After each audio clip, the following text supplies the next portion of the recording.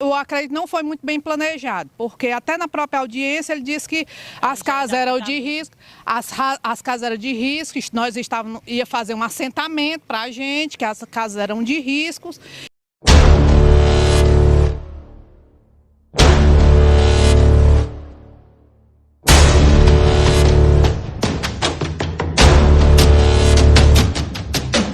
Olá você, internauta, conectadinho aí na página Pacote News.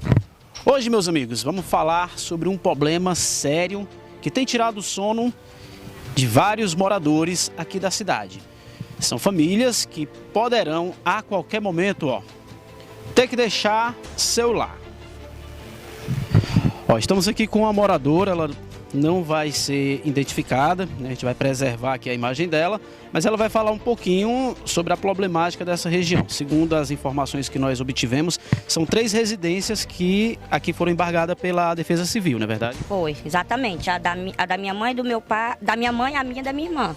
Como já caiu, já desceu barreira, já desceu degrau, e a gente passou por aluguel social, eles não pagaram o aluguel social, a gente teve que voltar, aí já está no período do inverno de novo, a gente não está conseguindo dormir, e ele está com laudo que essas casas são de risco, precisa sair daqui mesmo, e ele não tira a gente daqui.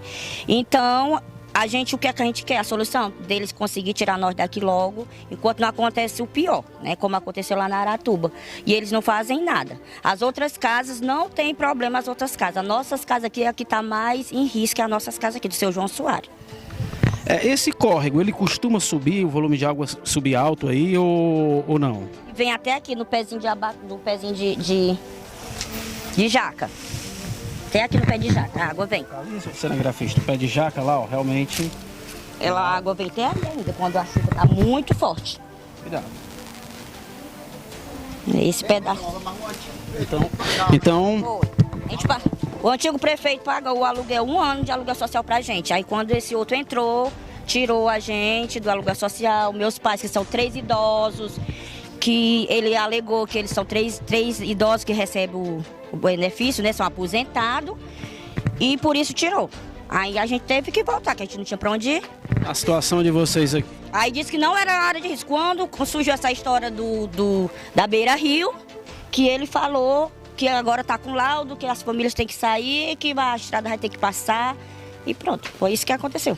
Mas aí por 3 residências que estão condenadas pela Defesa Civil, eles querem tirar várias casas. Todo mundo. Ele quer tirar todas as casas para poder passar essa estrada, porque quer passar essa estrada aqui. Agora eu queria que ele tirasse só a gente, porque os que estamos mais preocupados é que minha mãe não dorme, minha tia, meu pai já vai completar 80 anos, minha tia tem 83, tem condições, a gente não consegue dormir de jeito nenhum. Sim, nós estamos com esse problema aqui na nossa cidade, né, com a questão da construção da Beira Rio. Mas assim, eu acredito que o prefeito possa rever esse projeto, porque ele tem outras possibilidades de passar por um outro lado. Porque vai atingir menos casas, tem a questão de que ele disse que aqui é uma área de risco, mas se vocês puderem filmar depois, a área de lá da rua seguinte, da rua ao lado, é bem mais de risco do que a nossa. E sem pensar que a cidade está precisando de muito mais melhorias do que essa estrada, que não é uma prioridade essa estrada.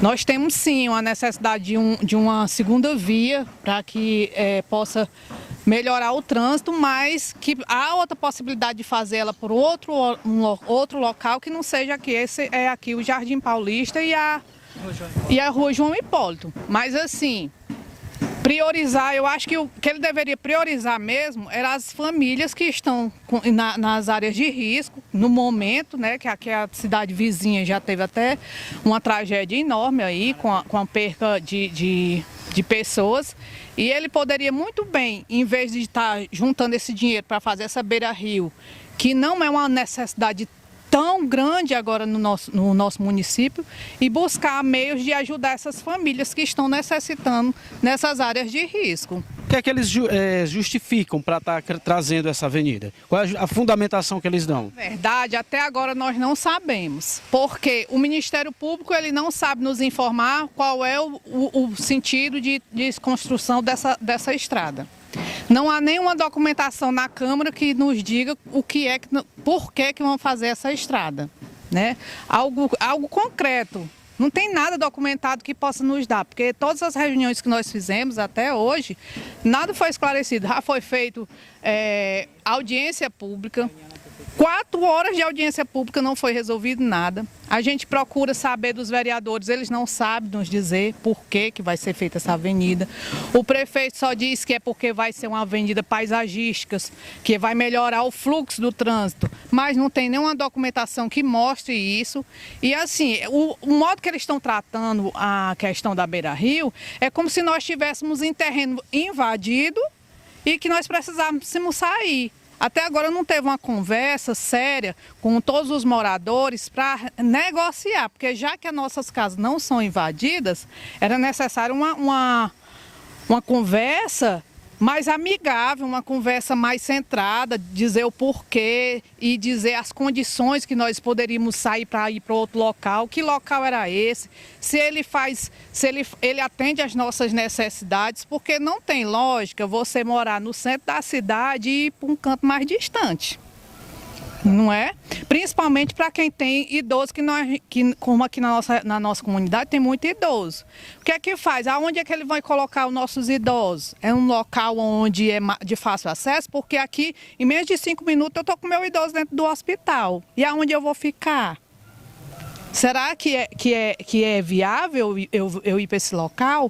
Será que as residências que vocês conseguirão comprar com o valor de indenização vai ser compatível? Pedir até que foque aqui, ó, que é uma residência arrumadinha, bem ajeitadinha, então dificilmente com o valor da indenização você vai conseguir construir a casa com a mesma estrutura, né? Exatamente, porque a gente sabe que quando vem um projeto desse, as casas não são tal quais as que a gente construiu, porque são casas que foram construídas, já está com mais de 20 anos, tem casas aqui que tem 30 anos, né?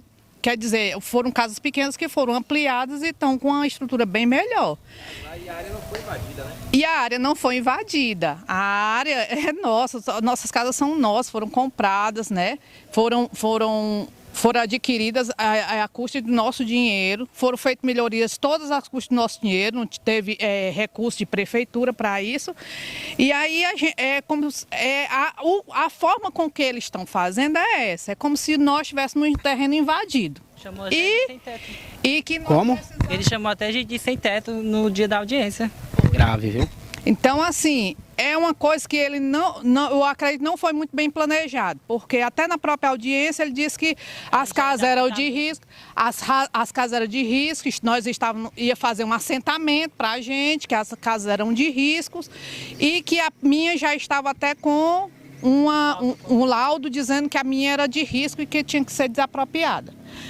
Ele desconhece tanta causa que a minha casa ela não tem laudo de nenhum perito, de nada, nem dos bombeiros, não tem nada que diga que a minha casa é de risco. Quem quiser filmar a minha casa pode filmar. Ela tem um muro de arrimo de quase 4 metros de altura. Quando tem enchente, a rua de lá fica toda alagada, inclusive a Secretaria de Educação sempre está sofrendo com esse problema. Na minha casa não chega a 1 palmo d'água no muro da minha casa. Então eu não encontro motivo de dizer que essa é uma área de risco. Esse motivo não é válido, né, com o que ele diz. Então até agora nós estamos esperando, só que o que é que atrapalha a nossa vida? Nós temos as nossas casas, nós não podemos fazer uma reforma mais, porque a gente não vai gastar dinheiro que a gente não sabe. A gente não pode investir no meu negócio, porque aqui funciona o meu negócio. Eu trabalho com a escola de reforço particular, né, meu, e eu atendo aqui mais de 25 crianças. Mas eu não posso fazer uma melhoria, porque eu não vou investir num dinheiro que eu não tenho certeza do que é que vai acontecer. Rua João Hipólito, essa é outra rua também que vai entrar no plano de desapropriação aí da prefeitura para a construção dessa avenida. Aqui do meu lado, ó, 2 moradoras, elas também terão as residências aí afetadas por essa demolição, né? Olá, bom dia. Meu nome é Jerusiane, moro aqui na rua João Hipólito e não tem nada de risco na nossa casa, é tudo bem direitinho. Essa questão de área de risco foi utilizada com a questão da casa do pessoal que tem o laudo, que não tem nada a ver com isso. São só 3 residências, né? Residência que ele possui o laudo que até agora não fez nada. Mas a nossa casa mesmo não tem área de risco. As outras 35 residências não possuem área de risco nenhuma. Vocês estão até agora se questionando por que vão ser retirados, qual é a necessidade dessa avenida? A necessidade que ele alega é para o desvio do trânsito para desafogar. Porém, se ele quisesse só esse intuito, ele tem um outro trajeto que ele pode fazer sem prejudicar as pessoas. Isso aí é mais uma força do querer dele, que eu acredito. Senhora, mesma situação. Mesma situação, a minha casa também, ela fica a 10 metros da margem do rio. Do outro lado do rio, a gente percebe que as casas, inclusive na própria Secretaria de Educação, na última vez que o rio encheu, a Secretaria alagou e a nossa casa ficou muito longe de ser alagada. Então, assim, eu acho que essa história da área de risco é mais apenas um pretexto mesmo para tirar a gente daqui, porque a gente sabe que existem outras possibilidades. Você acha que a prefeitura está usando aí as 3 residências ali que precisam ser desapropriadas como desculpa para desapropriar outras residências mais? Sim, eu tenho certeza, porque isso foi comentado na audiência pública que a gente fez. A gente mandou solicitação para os órgãos responsáveis também, que ninguém compareceu. Ficamos na dúvida até hoje de saber se eles realmente foram convidados ou não. No mesmo dia da audiência, o prefeito estava lá na SOP dizendo que estava conversando sobre essa obra. Então, no dia da audiência, ele mostrou o laudo, primeiramente. Antes, ninguém sabia que as casas do seu João tinham o laudo mesmo, né? Os próprios moradores de lá disseram que eles não sabiam, que já tinha ido no Ministério Público e que esse laudo tinha sumido ou que não tinha. No dia da audiência, bastar a gente perguntar por que ele estava usando essas casas e querendo juntar 35 casas, que não é uma rua, são 2. Ele está juntando 3 casas que estão na área de risco e puxando todas as outras casas para dizer que é área de risco como desculpa para tirar as casas. E no mesmo dia ele mesmo se contradisse, porque ele mostrou o laudo e ele falou que a casa de risco era da moradora Marliene, sendo que ele não conhece os moradores, ele não vem nas nossas casas, ele não veio em nenhum momento para chegar para a gente para conversar e dizer assim, olha, a gente vai fazer desse jeito, vamos conversar isso, vamos pensar nisso aqui, vamos ver o que está sendo bom para vocês.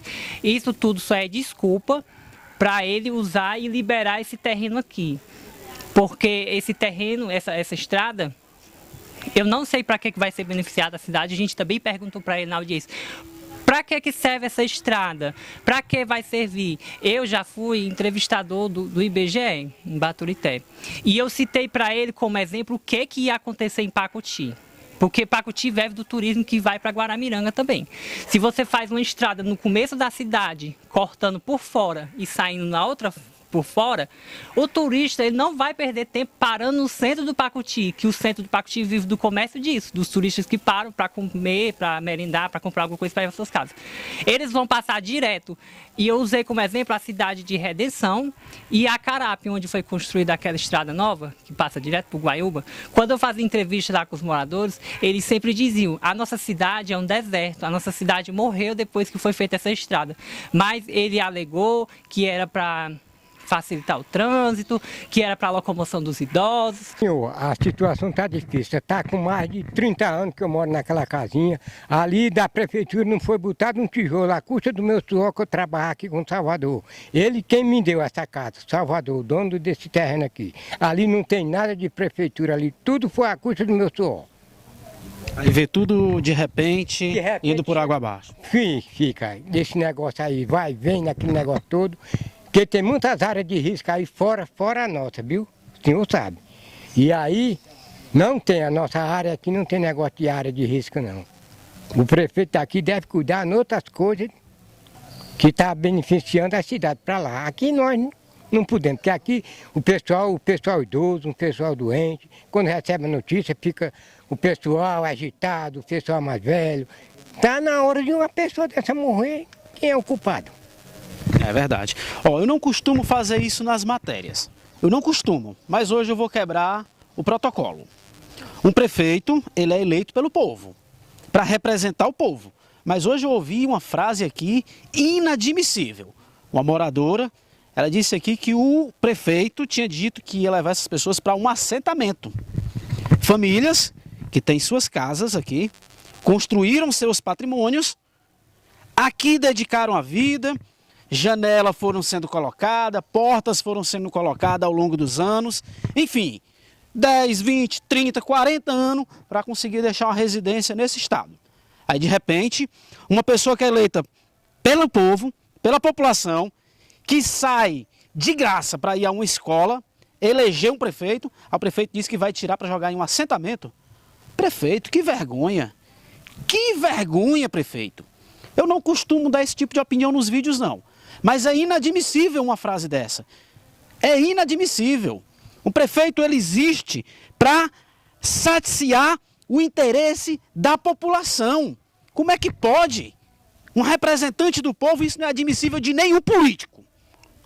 Aqui são famílias, contribuintes que fazem a economia do município girar e merecem respeito. Direto de Pacoti, do centro de Pacoti, com imagens do nosso grande parceiro Júnior do Sete, com apoio do Jurema News, Ricardo Cavalcante para a página Pacoti News.